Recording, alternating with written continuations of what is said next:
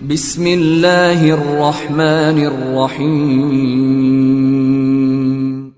اعوذ باللہ من الشیطان الرجیم، بسم اللہ الرحمن الرحیم۔ سب دیکھنے اور سننے والوں کو السلام علیکم۔ آج آپ کے سامنے جو سوال رکھنے والا ہوں وہ سوال نماز کے حوالے سے اور اس کے اوقات کے حوالے سے ہے، لیکن اس سے پہلے جس چینل کی طرف سے یہ سوال آیا اس چینل کا اگر میں انٹروڈکشن آپ کے سامنے نہ رکھوں تو یہ ناانصافی ہو۔ آج جس چینل کی طرف سے یہ سوال آیا وہ میری ایک پیاری بہن کا چینل ہے، اور ایک ایسی بہن جن کے خلوص کے بارے میں مجھے ذرہ بھر بھی شک نہیں۔ پچھلے سال سوا سال سے مستقل مزاجی کے ساتھ مسلسل ویڈیوز پر آنا، کمنٹ کرنا اور حوصلہ افزائی کرتے رہنا، یہ ان کا شعار رہا ہے، یہ ان کا شیوا رہا ہے۔ تو میری بھرپور گزارش اور التجا ہوگی اپنے سب دیکھنے والوں سے کہ ایسی پرخلوص بہن کو آپ کا تعاون بھی درکار ہے۔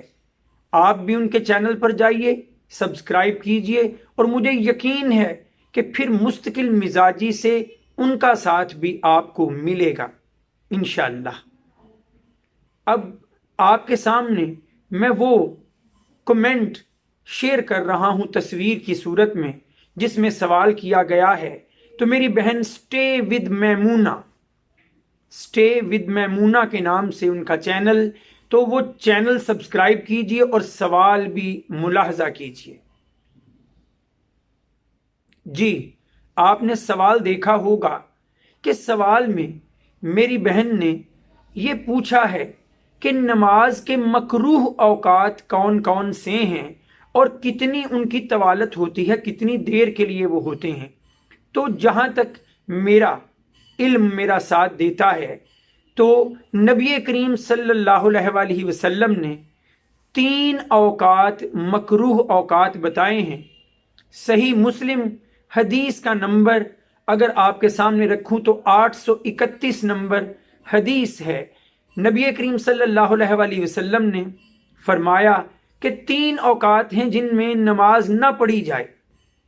ایک، سورج نکلتے وقت، سورج کے طلوع ہوتے وقت۔ دوسرا، جب سورج بالکل عین سر پر آ جائے اور ڈھلنا شروع کرے یعنی زوال کا وقت۔ اور تیسرا، سورج کے غروب ہونے کا وقت۔ ایک حدیث صحیح بخاری میں حضرت ابو ہریرہ رضی اللہ تعالی عنہ سے ہے، 588 نمبر حدیث ہے کہ نبی کریم صلی اللہ علیہ وآلہ وسلم نے کس طرح سے منع فرمایا۔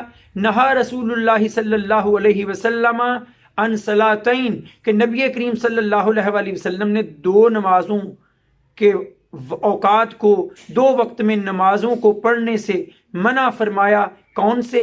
بعد الفجر حتی تطلع الشمس، صبح کے وقت فجر کی نماز کے بعد جب تک کہ سورج طلوع نہ ہو جائے، اور وبعد العصر، عصر کی نماز کے بعد حتی تغرب الشمس، جب تک کہ سورج غروب نہ ہو جائے۔